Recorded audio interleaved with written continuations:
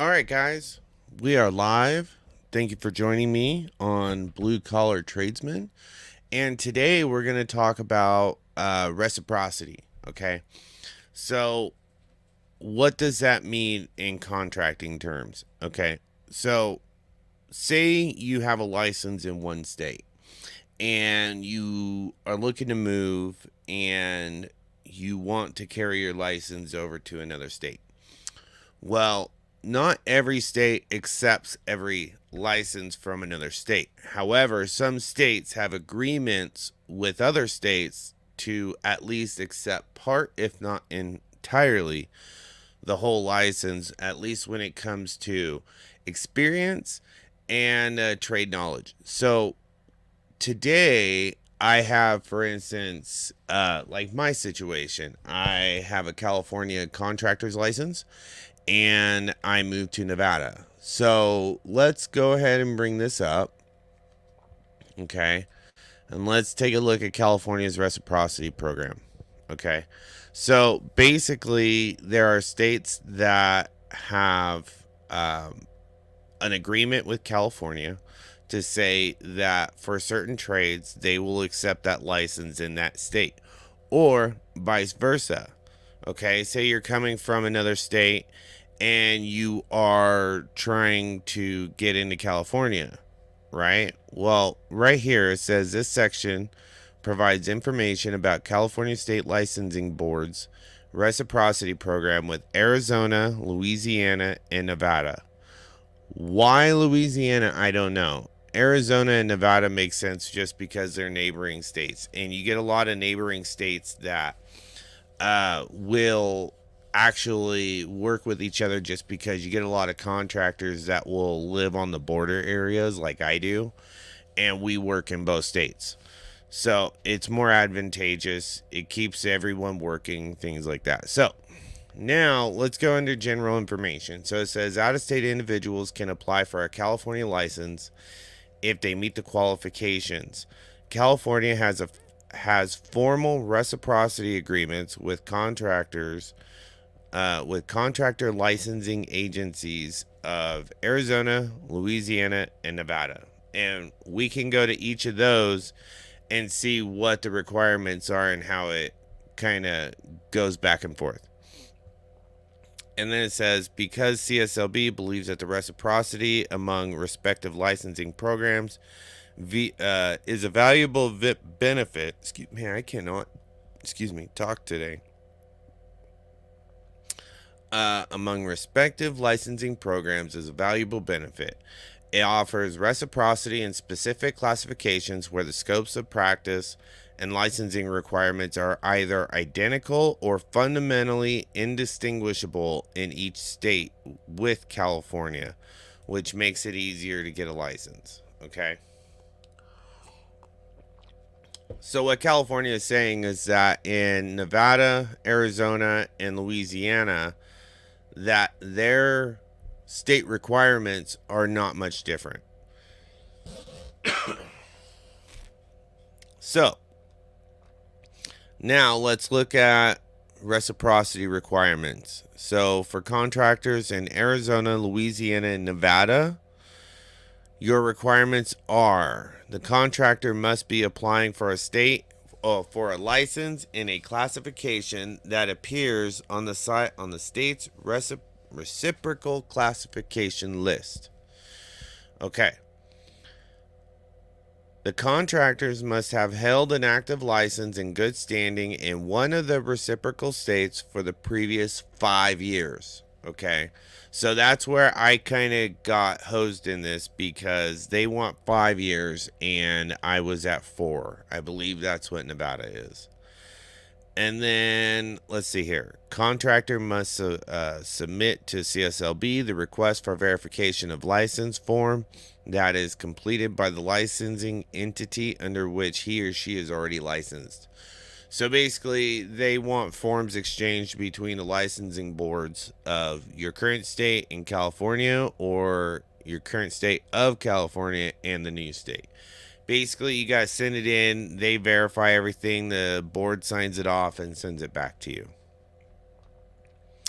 For California contractors, if a California contractor wants to apply for reciprocity in another state, he or she must ask that state for its reciprocity form and have it forwarded to the CSLB. Okay. So, the exam requirements. If you hold a valid contractor's license in Arizona, Louisiana, or Nevada and meet the requirements for reciprocity, you may be able to get a California contractor's license without taking the trade portion of the exam. Okay? CSLB may waive the trade exam, but retains the right to require the trade exam. So basically, and that's usually what they do. Very rarely do they just sign off a license as okay. Generally, they're going to have you take the trade portion of the exam. And that trade portion usually is going to be very different than what you're typically used to. So, if the applicant is granted reciprocity, they will still be required to take the business law portion of the exam. Okay. So, usually, when you get reciprocity between different states, they usually will waive the trade exam as long as they are going to have you take the business.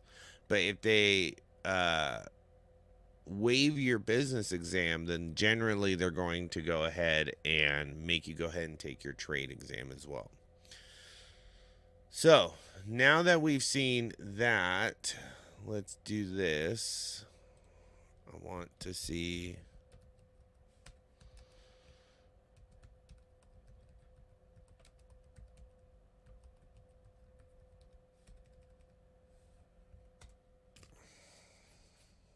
Okay.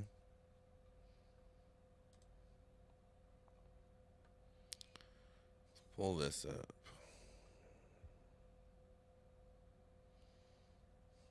Okay, so the information for Nevada. So, say you're in California, you hold a contractor's license, and you want to get over to Nevada like I did.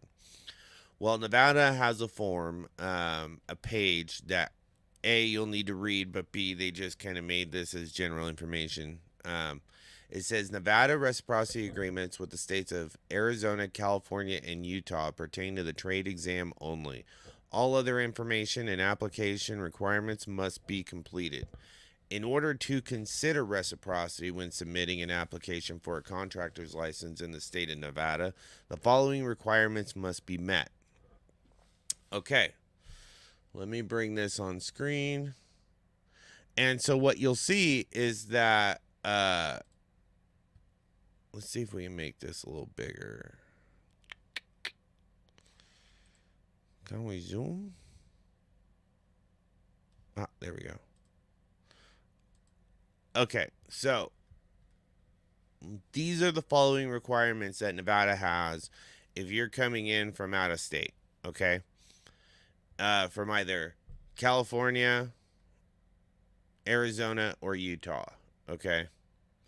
So it says the licensee or qualifier must have been actively licensed and in good standing in the participating state for 5 years of the last 7. Okay, so that means if you've had your license for, say, 10 years, they are going to take the last 7. And then of those 7, you need to be in good standing for 5. Okay. Or let's say you have 5 years. You've had your license for 5 years, then they're just going to take all 5 years and make sure that you were in good standing. The licensee qualifier must have taken and passed an exam or passed an equivalent trade examination in that state. Okay. So as long as you pass the trade examination, it looks like all they're going to do is make you take the construction management exam. So then it says licensee qualifier must take him. Okay. Must show proof when submitting the application of licensure in that state by providing and completed out of state license verification form included in the application package. The licensee will be required to successfully pass the management examination for the state of Nevada. And then they finally say here Nevada State Contractor Board retains the authority to require a trade examination by any applicant, regardless of current or previous licensure. So, what we see there is that um, they want you to pass the trade. Well, you have to have passed the trade in your current state, which I think that goes without saying that if you hold a license, well, no, that's not true because I know a couple guys in California that had their license that had all tests waived. And that was just based on they were a qualifier on another license. They just rolled it over into theirs, so they were good. But typically, we're going to assume that you passed your trade exam in your state. Now, in some states, I've heard, it seems like it's more East Coast, but I've seen where they are requiring you have to have different qualification levels before you can qualify to take a state contractor test. And in some of the states, they require things like journeyman cards or like master craft cards or master journeyman cards. And in those states, I'm really not familiar. I'm going to have to do more research on that, and we'll see how they carry over with some of the other states that we work with. So now that we've seen that, now we see how California and Nevada works. But now let's look at Utah, for instance.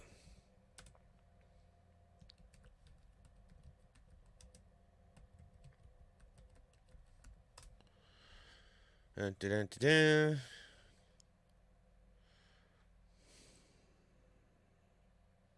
Okay, this looks like a whole bunch of bullshit. The following are okay. Here, let's play a little fast and loose here. I'm going to throw this up on the screen and we can work it through together. So, the following are the only providers approved to administer the state required pre licensure course. Okay, but I want reciprocity.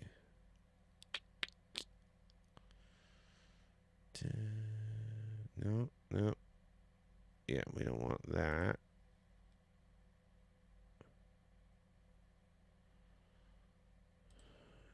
No. Hmm. Let's go under specialty. Dun, dun, dun.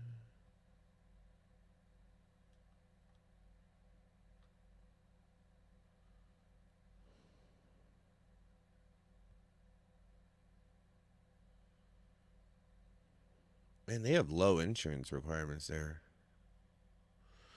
Okay. Okay, a pre-licensure course. You must have already completed a pre-license course from Associated Builders and Contractors Inc. from ABC, basically. Utah Home Builders Association. Specialty contractors require a 25-hour pre-licensure course. Generals, plumbing, and electrical requires a 30-hour. Okay. So, if you are currently licensed as a contractor in a state or territory or district of the United States, you may qualify. Okay, here we go. This is what I was looking for. Endorsements. Okay. So, Utah statute. Equivalent to Utah license. Limited to specific. Okay. Damn, Utah has a lot of reciprocity. Go figure that one. So, an applicant for licensure as a licensed contractor shall meet the experience and exam requirements specific to the classification requested outlined in 58 to 55 and R150. Okay, bullshit. Produce satisfactory evidence of financial responsibility. That was a Nevada thing. Okay. So we'll get into some of the individual specific requirements for state licensure in some of these states. Uh, but financial responsibility or a financial audit basically is something that is actually required in a lot of states. California, it is not. If required for the classification requested, complete an approved 5-hour business and law course, Utah business and law exam, and or licensure prerequisites. Okay, this is actually a pretty short little thing. Okay, so application process to apply to Utah using one of the licenses deemed equivalent jurisdictions in the green map above. You must have had the license type indicated on the map for at least 1 year. Additionally, the license. Damn, they're only a year? In addition to a complete application for licensure and the appropriate fees, you must submit an official verification of your license. Okay, so that's normal. 50% ownership. Okay.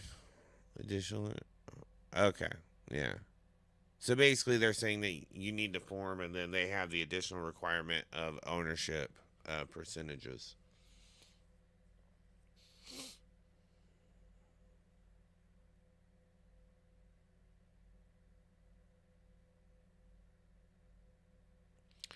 Limited to specific classifications. Okay, states identified do not require licensure for contractors in general. However, they may require a license for a specific specialty equivalent to a Utah classification. Excuse me. Examples include, but are not limited to, electrical, plumbing, HVAC, and elevator. Classifications must require a responsible individual present. Uh, present experience, education, and/or examination results to obtain licensure. Registrations for business entities, workers' comp, insurance are not deemed equivalent. If you are unsure if your classification meets the standards, please contact the division for further clarification. Oh, that's funny. See, what I was thinking was funny is, like, Tennessee, for instance. Tennessee does not actually require you to have a contractor's license if the amount of work you are doing is under $25,000 per job, if I remember correctly. So commercial contractors are out. Basically, they have to be licensed. But Tennessee, they if you're a residential guy, you don't, there's no requirement as far as licensure unless you're going over 25,000 aggregate. So now with Utah and Nevada, what we're going to see here is, what do they have? What is their classifications for uh, this license? So let's see if it'll come up.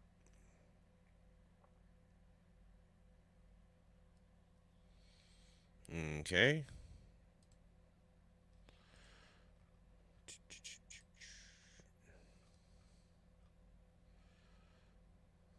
Okay.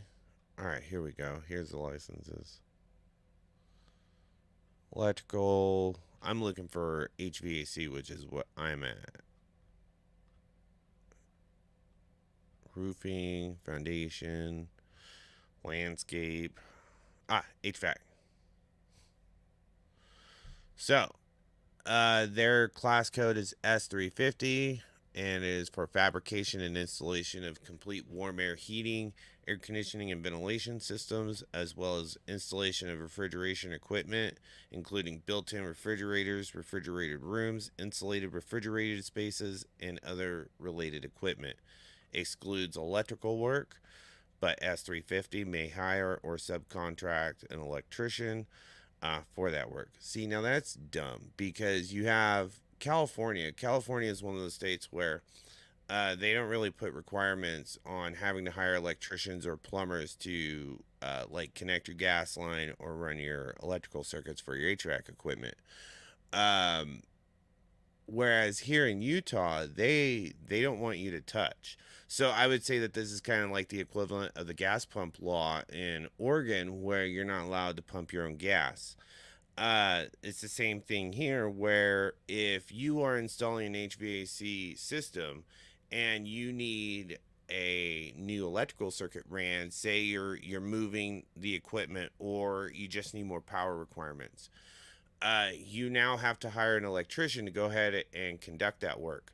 This, it appears, looks like it does not actually affect low voltage, so we can run our thermostat wires, our control wires, for EMS, but we are not allowed to run like 208, 230, 460, anything like that, as they are saying that Utah is requiring that you have an electrician take care of it, as well as with gas. So, gas, normally, the way gas laws read is that we can pipe from an existing supply line to our new unit or replace the existing supply line.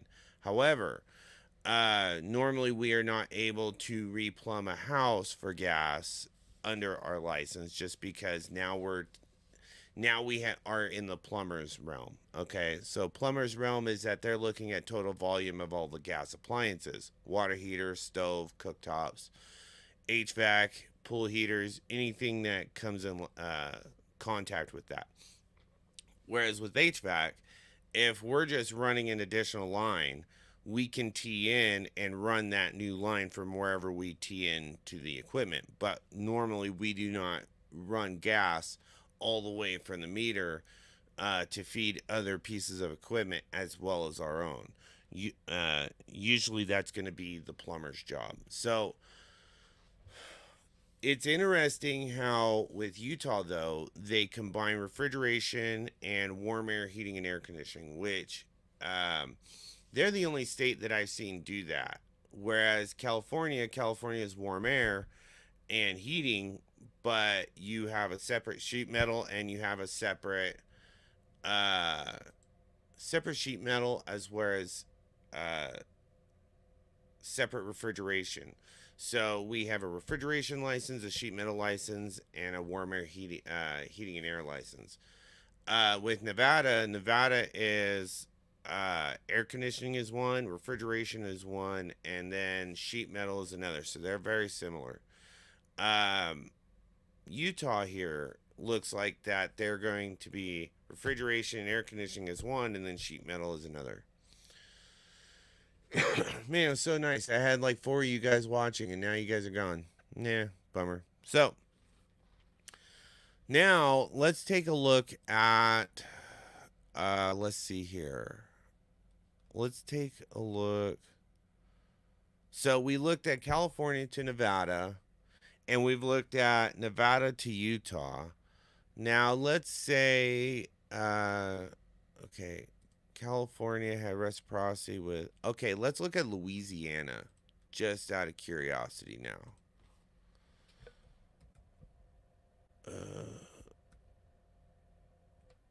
God, I gotta remember how to spell Louisiana. I just saw it. Loui. Okay. Louisiana contractor reciprocity.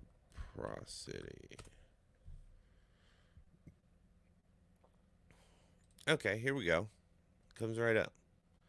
Okay, licensing state board for contractors has reciprocity agreements and examination endorsement agreements with many states. Oh, well, that's good. So they actually have it. It looks like it's pretty well set up. It's easy to navigate. We have a link here for out-of-state contractors like myself, and then we have current licensed contractors in Nevada trying to go for another state. So this would be their verification, and then a map showing reciprocal states and their approved classifications. So let's take a look at the map real quick. So no sanctions by okay. Okay, that's normal. Okay.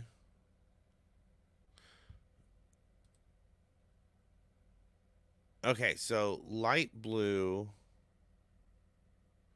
means that they have some reciprocity. Dark blue means they do not. Oh no, they do. So why is okay, so you don't there. Okay. But Nevada's a dark blue. Building construction, electrical, mechanical work, and some specialties must hold a license without sanctions for 4 years. Okay. California is. So I'd have to hold my California license for 5 years just to be able to apply for Louisiana, which I might do. You know, now that I've gotten I'm licensed in 2 different states. I'm licensed in Nevada and I'm licensed in California.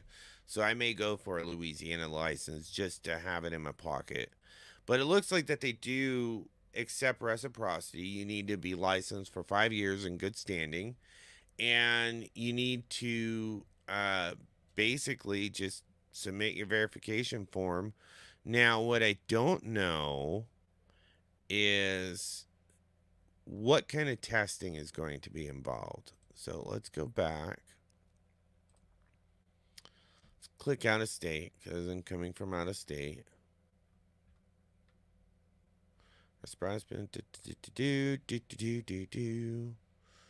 Okay, so really, Louisiana works with a lot of different states. Okay. They accept some over others as far as your licensure. Okay, this agreement. Approve license classifications. Okay. Following information. Explanation of reciprocity. Okay, verification form. Okay. So the contractor cannot have been sanctioned for 3 years. Must meet all requirements for licensure for Louisiana State Licensing Board, which you must submit an application and your qualifier along with any additional forms, and then you must send the request for verification of license, which is common for all states, by the way. So once we receive the application and all required documents and fees, okay, if approved by the board, the qualifying party will not have to take the trade exam, and or you will be exempted from the waiting period for out-of-state contractors. The business and law course must be taken by all applicants before license can be issued. After we receive your license, you will be instructed on how to take the course, which can be taken remotely from your computer. That's really cool.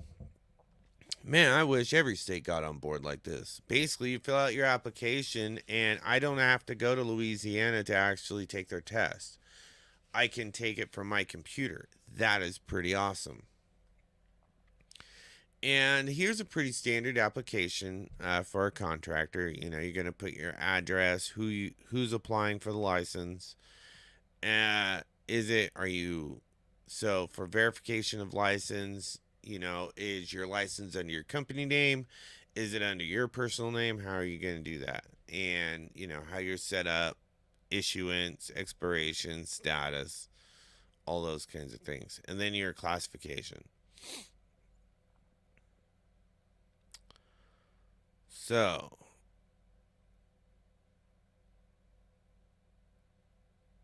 let's look here. Examination, endorsement, and reciprocity agreements with other states. Okay.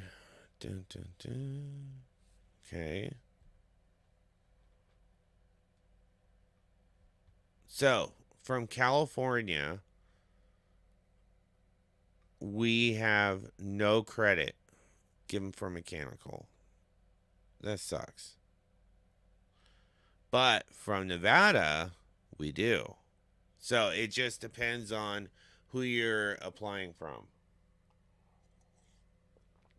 And when you hold licenses in multiple states, guys, it actually allows you to be a little bit more flexible, because in this case, my California doesn't really do much for me, but my Nevada, it will. So Nevada, it would allow me to waive my trade experience, whereas all I would have to do is just take the business test. Whereas if I use my California license for reciprocity in Louisiana, they will not accept anything, or it's very limited at least. So as far as reciprocity between Nevada and California and Louisiana, we've now seen that as far as their examination requirements and their qualification requirements, they're all pretty simple and similar. Now, Louisiana does not require a financial statement in order to qualify for a license, whereas Nevada does. Now, Nevada is very interesting in how they do their licensure. Okay, Nevada will actually, they have a bunch of steps. So I applied as a new contractor with Nevada because I did not have my California license long enough to be able to utilize the reciprocity avenue for licensure. So I had to submit a new application. I believe that was $300. And then I had to have my books audited. So what that meant was I had to have an accountant, a CPA, go through my books and go through my assets, list everything down. And the way Nevada does this is that you are submitting a financial statement dependent on the amount, the dollar amount of work that you are doing. So let's look at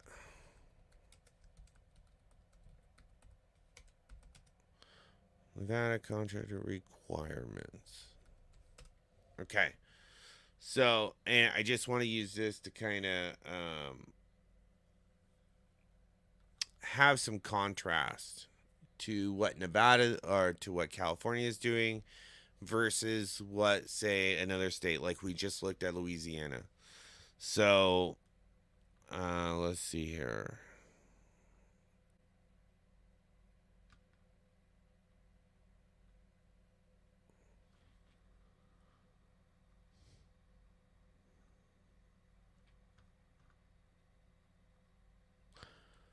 Okay, so we have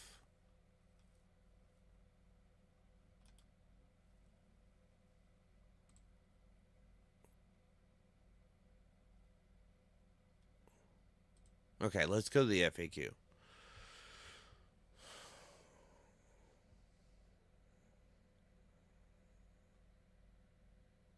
Okay, so general requirements.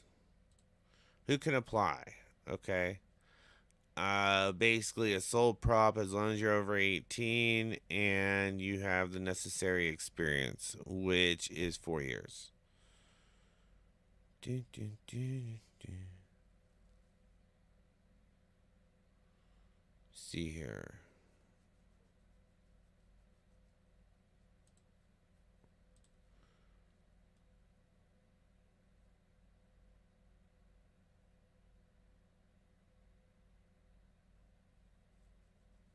Okay, so I can't find it here. Okay, so we'll talk about the financial statement. So the financial statement, basically the way Nevada does it, and I know it's in their application.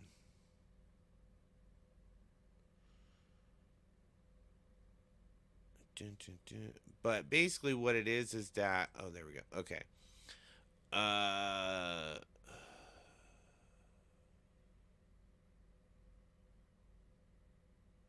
Sorry, I'm reading.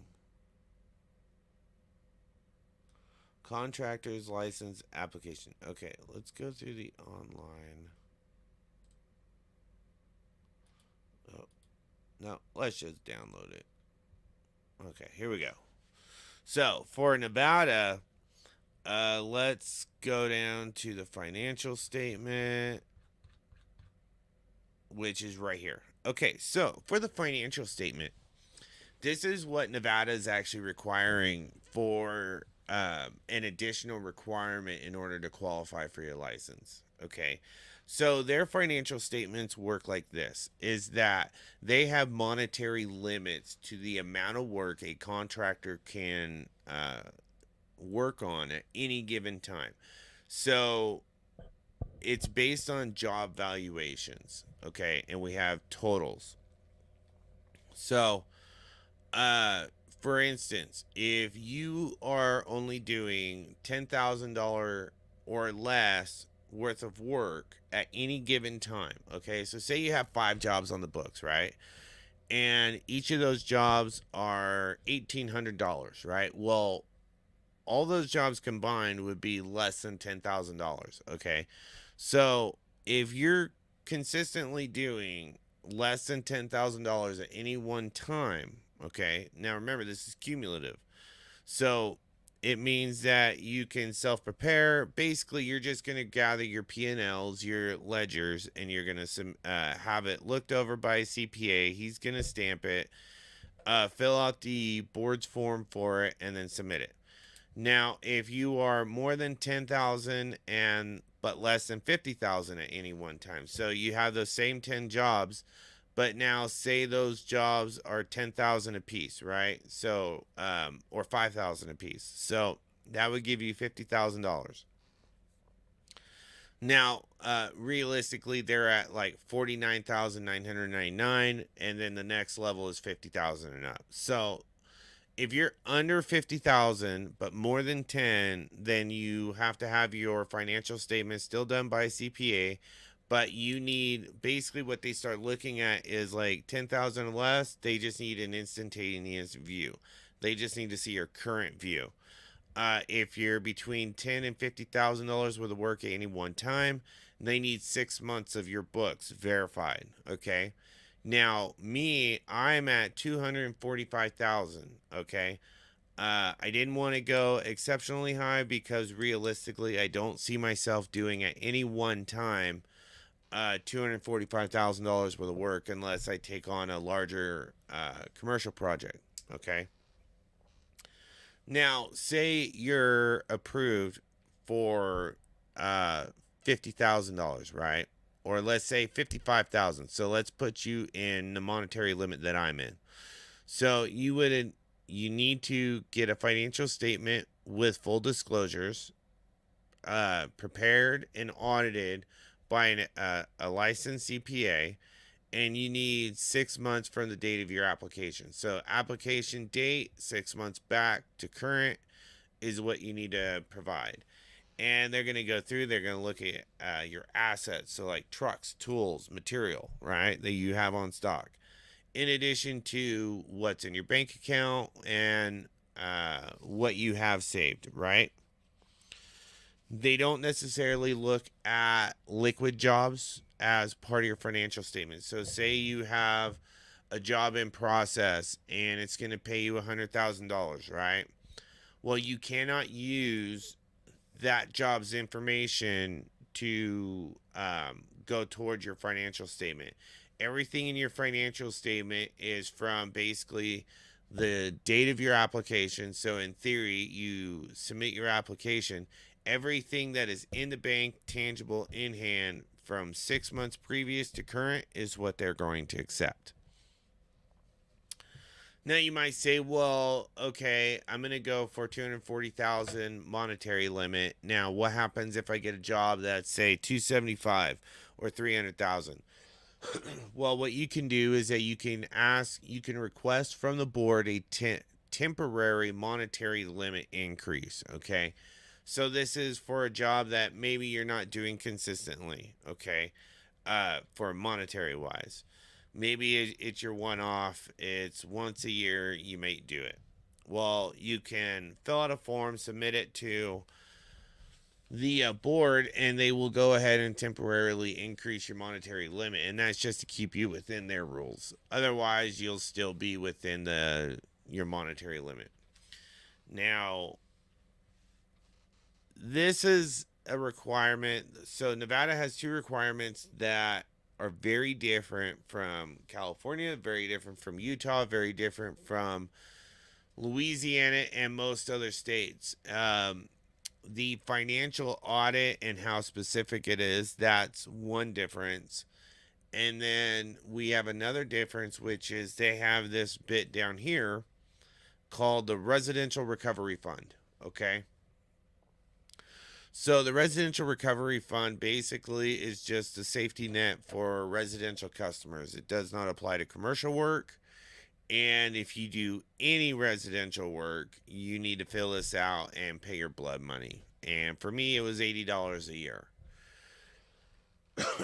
It's just insane to me how these states can kind of get away with that and not have any issues with it.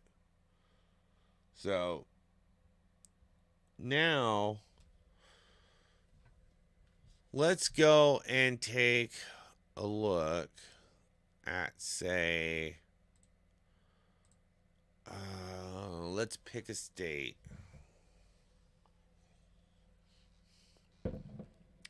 Let's look at Illinois. I don't know why that popped up. Application. Well, actually, let's look at reciprocity, see if they have any reciprocity with any other state right now.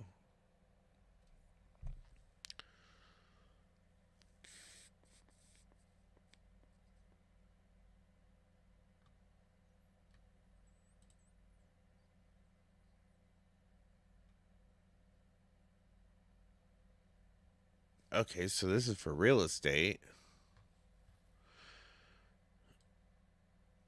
Okay, let's look up, see if they have any licensing requirements.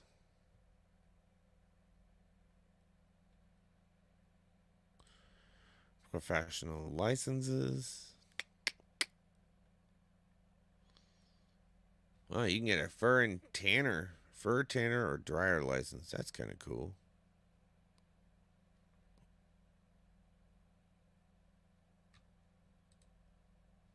Okay, let's do this. What are Illinois's contractor licensing requirements? See, this is one of those uh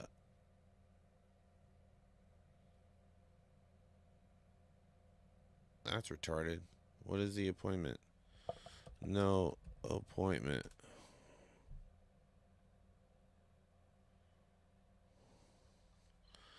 How to get contractor license. Let's just do that. Keep it stupid. And they're still stupid. So we're going to let that go. Okay. Let's look under licensing and testing for here. Dun, dun, dun, dun, dun. Department of Finance. This is retarded. I know you're not supposed to use the R word, but Illinois is kind of retarded.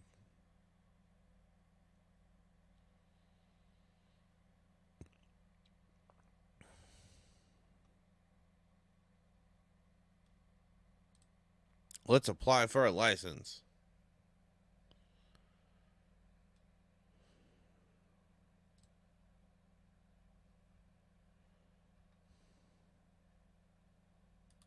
This is stupid.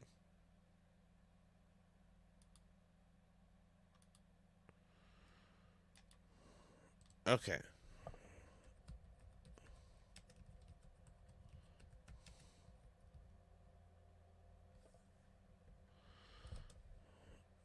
Requirements.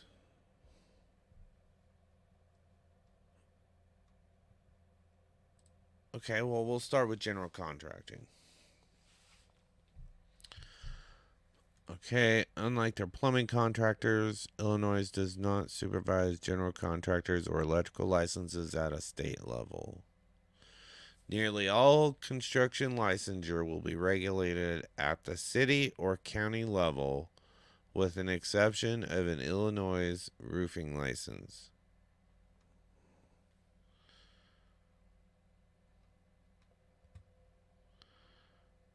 However, that is not to say that you do not need to be certified to perform construction work in Illinois. In most cases, your general contractor license requirements and application will be determined where you live. Wow. Okay, so they busted it down to a county level, county and city. So, what's a city in Illinois that we can go for? Okay. Uh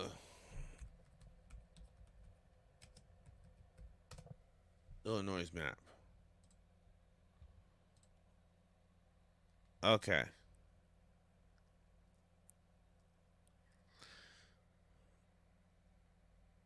The catcher.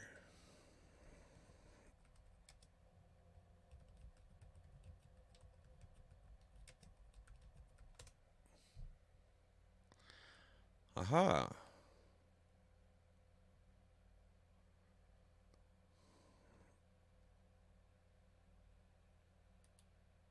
Okay.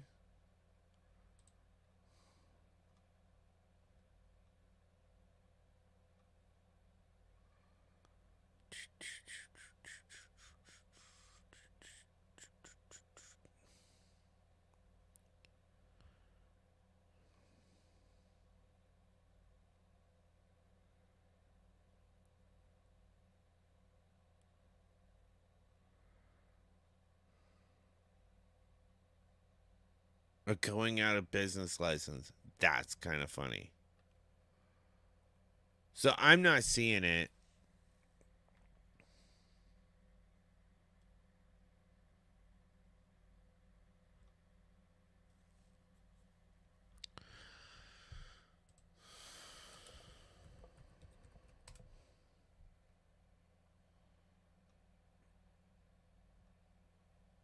Okay, so we're back to professional.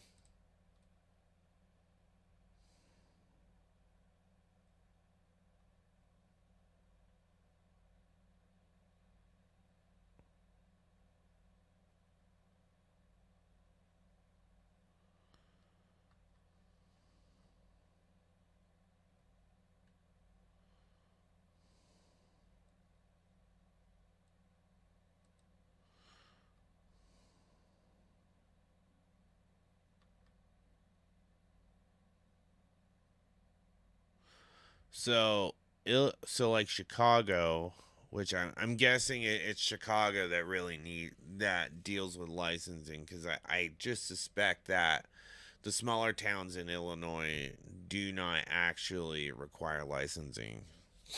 But if you are in Chicago and you're going for a license, they class you A through E, and that's based on your project valuation. It looks like the minimum you can go for is an E, which is you're going to be allowed to work on $500,000 or less.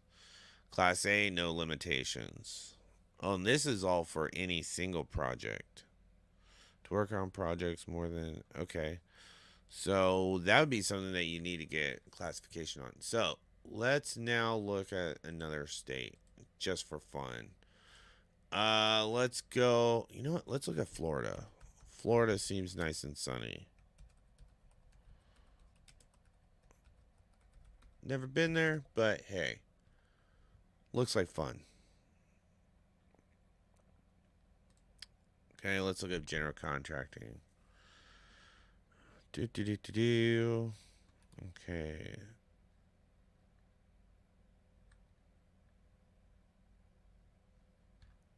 Let's look at. Since I'm HVAC, let's go HVAC. See what we do. Okay, let's check this. Application requirements. Okay. So they require a financial and credit check. So you need to have a credit report pulled. Wow. Okay. And then proof of financial stability. Yep, that's normal. Okay.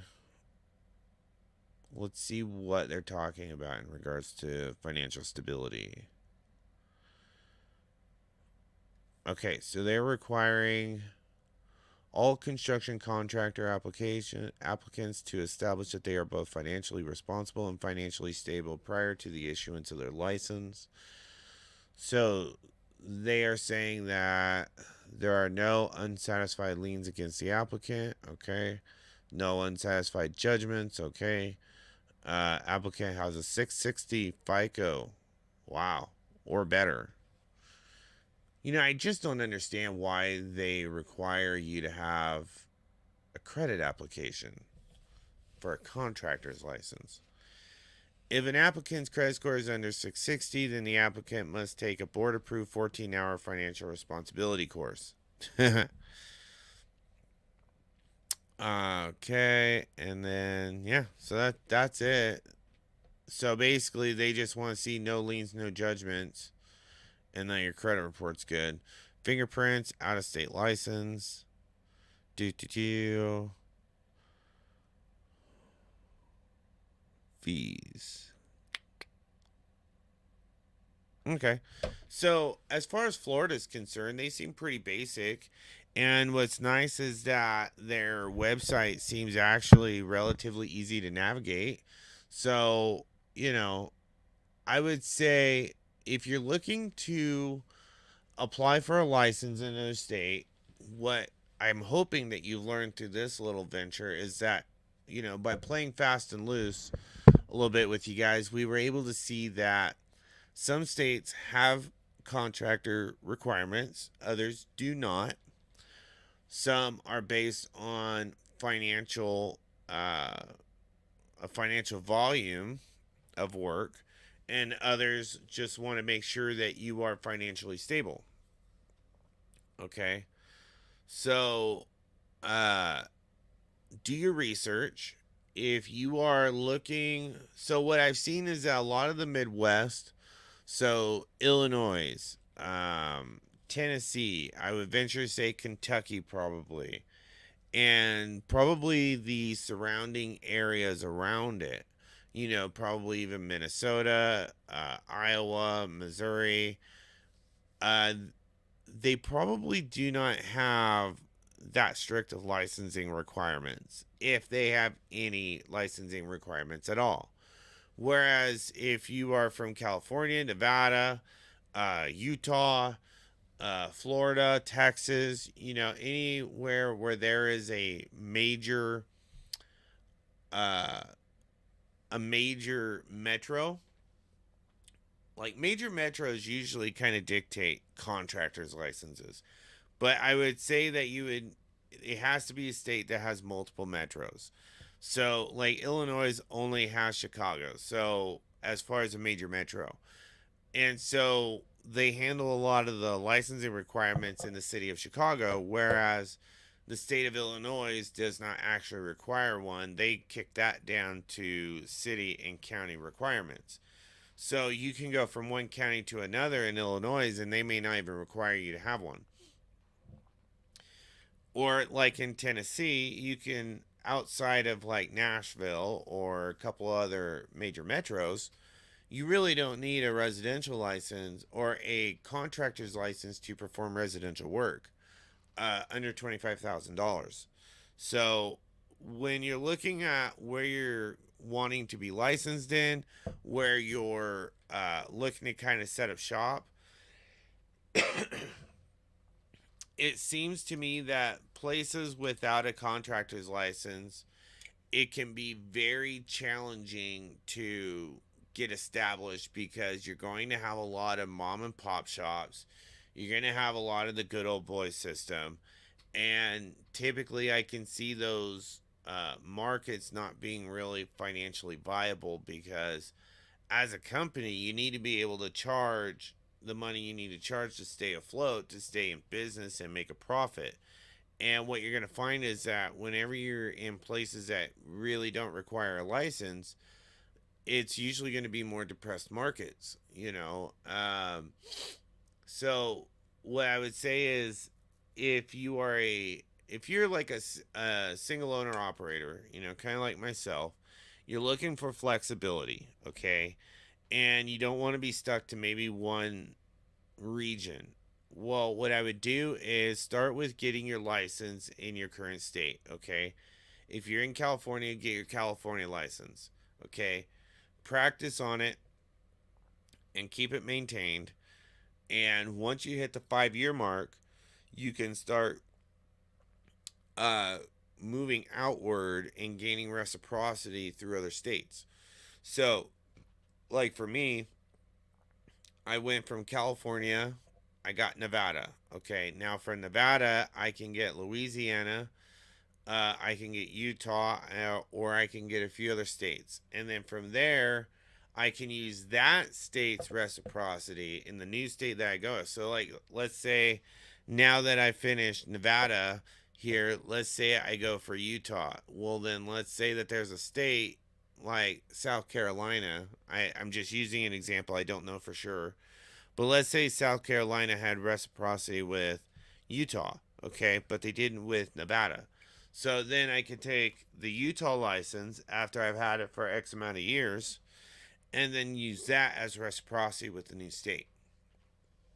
So I think if you're a younger guy, even an older guy, but you're looking to kind of get some change, if you've had your license for a while, I would say go ahead and start the process with getting reciprocity with another state.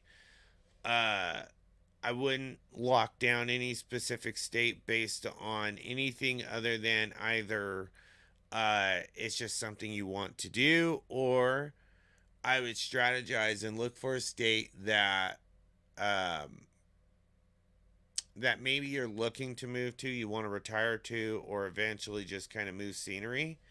Then I would find a state that blends well with what I'm looking for out of that state. So, you know, is it going to be easy for me to transfer my license? Is it going to be easy to kind of get into the market? You know, I would do all my research before I just went and up and moved. You know, I did it with Nevada just because I knew I could, even though I had to go through the new applicant path.